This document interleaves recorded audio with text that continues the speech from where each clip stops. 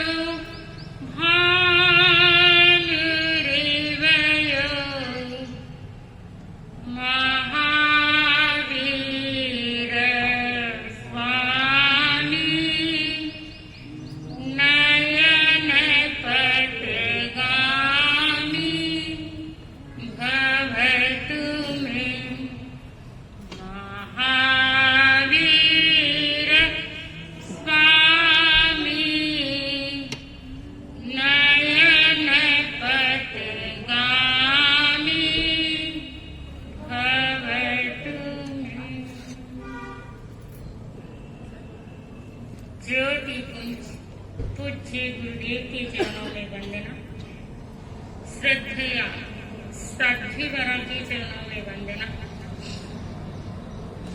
उपस्थित भाई और बहनों,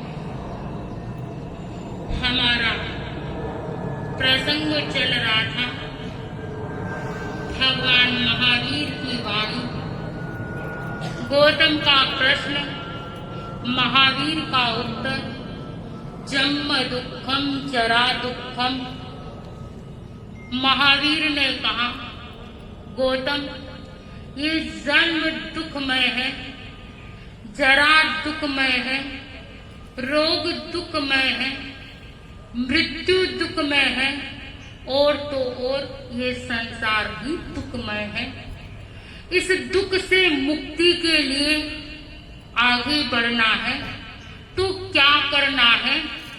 जन्म मिल गया, मृत्यु होगी, किंतु बीच के जीवन को समझना है और पता है कि जन्म लिया है तो बचपन भी होगा, बचपन व्यतीत होगा तो यौवन की दहलीज पर भी व्यक्ति खड़ा होगा, और जब युवा अवस्था में व्यक्ति होता है तब वह सब कुछ भूल जाता है।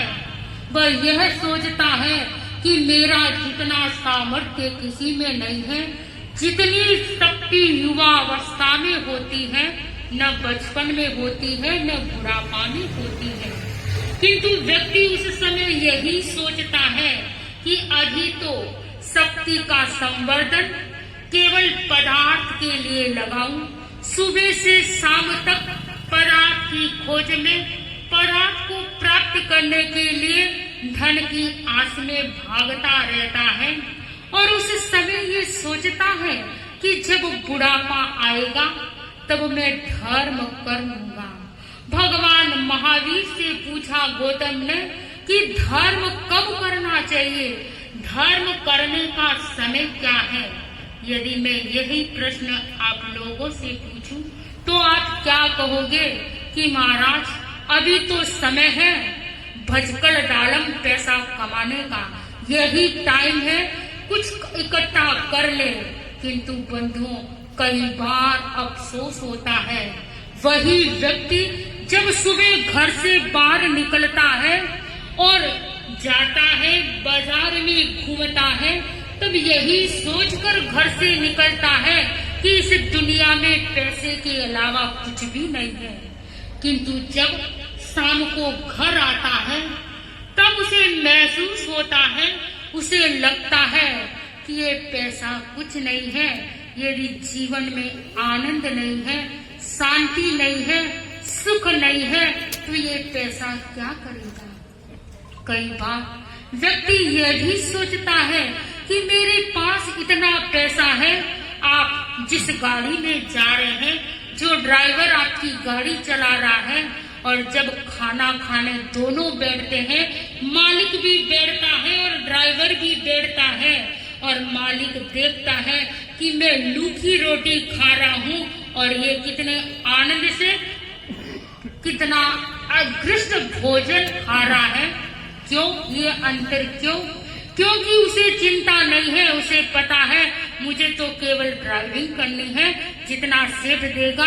किंतु आपके मन में क्या भावना रहती है कि नहीं, एक कोठी बनेगी, दूसरी बनानी है, तीसरी बनानी है। उस चिंता में न भोजन कर सकते हैं, न नींद ले सकते हैं।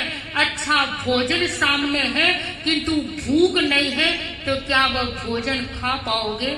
नहीं खा पाओगे। अच्छे मखमली बिस्तर आपके सामने है, यदि नींद नहीं है तो क्या उस पर आराम से सो पाओगे? सोचो, विचार करो। ये पदार्थ जगत कभी सुख देने वाला नहीं है। इसीलिए भगवान महावीर ने कहा कि बचपन में भी बच्चा घूमता फिरता है, उस समय धर्म नहीं होता। बुढ़ापा आता है, उस समय शरीर की शक्ति क्षीण हो जाती है।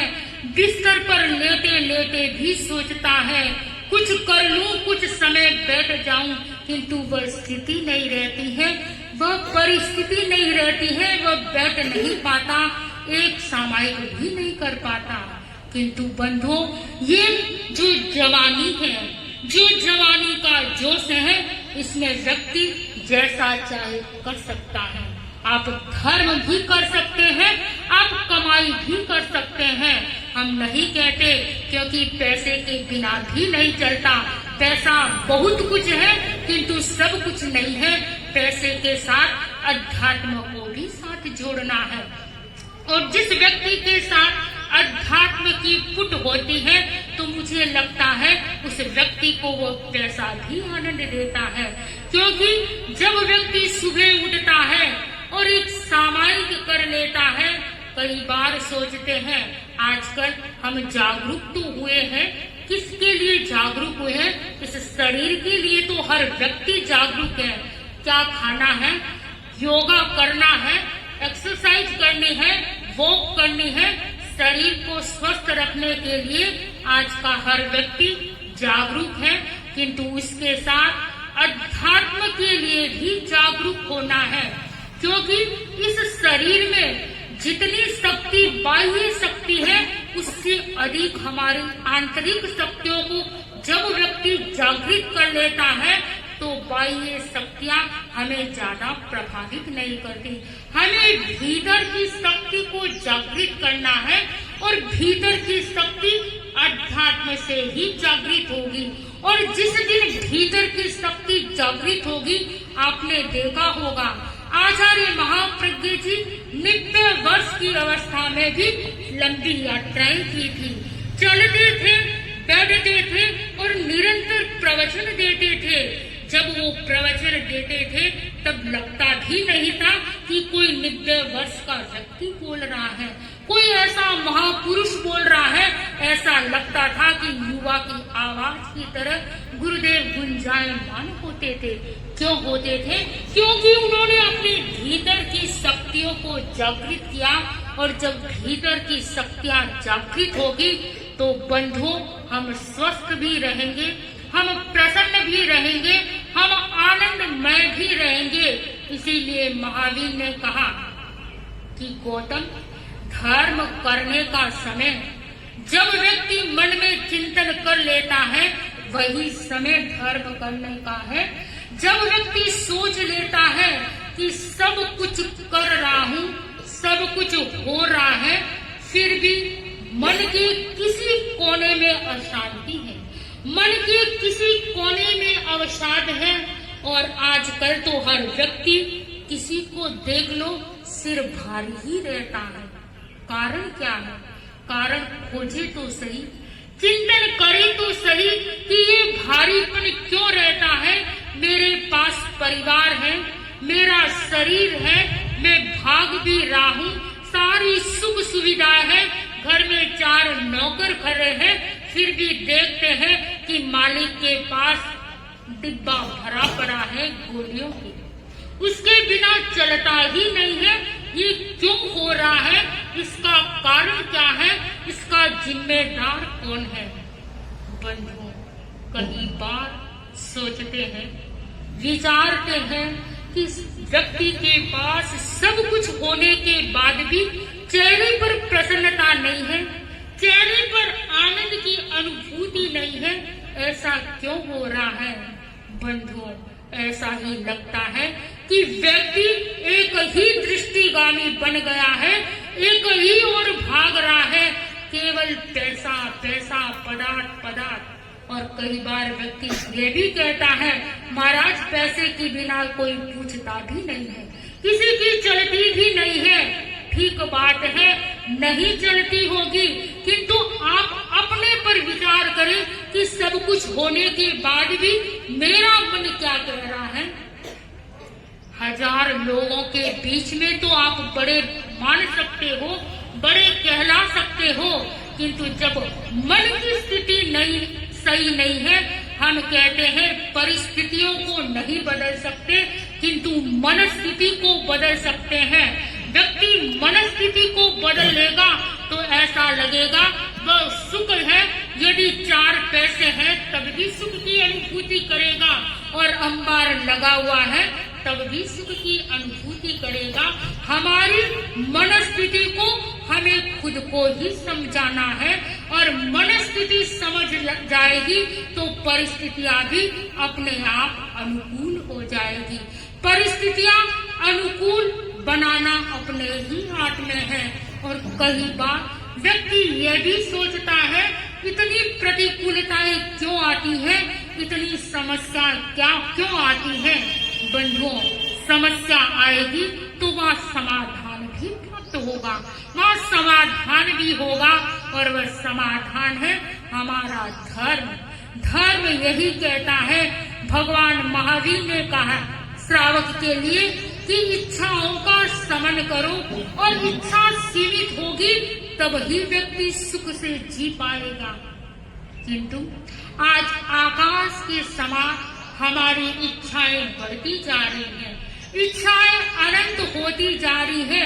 एक इच्छा पूरी नहीं होती, दूसरी जागृत हो जाती है, दूसरी पूरी नहीं होती, तीसरी जागृत हो जाती है, और इसका कोई अंत नहीं है। जब अंत आएगा तब व्यक्ति यही सोचेगा कि इन इच्छाओं को पूरा करने के लिए इस जीवन को लगा दिया, किंतु खुद तो खाली ही रह गया। बंधु, हम सौभाग्यशाली हैं, परम सौभाग्यशाली है कि हमें भगवान महावीर का दर्शन मिला, भगवान महावीर की वाणी मिली, भिक्षु का शासन मिला, और ऐसा 13 पंथ धर्म संघ जैसा नंदन वन धर्म संघ हमें प्राप्त हुआ। और परम सौभाग्यशाली है, केवल जैन संत ही ऐसे हैं जो हर घर जाकर दरवाजा खटखटाते हैं और यही कहते हैं, जाग जाओ, ये जागने का समय है। पता नहीं ये आंखें कब बंद हो जाएगी, ये सांसों का कारवां कब रुक जाएगा, किसी को पता नहीं।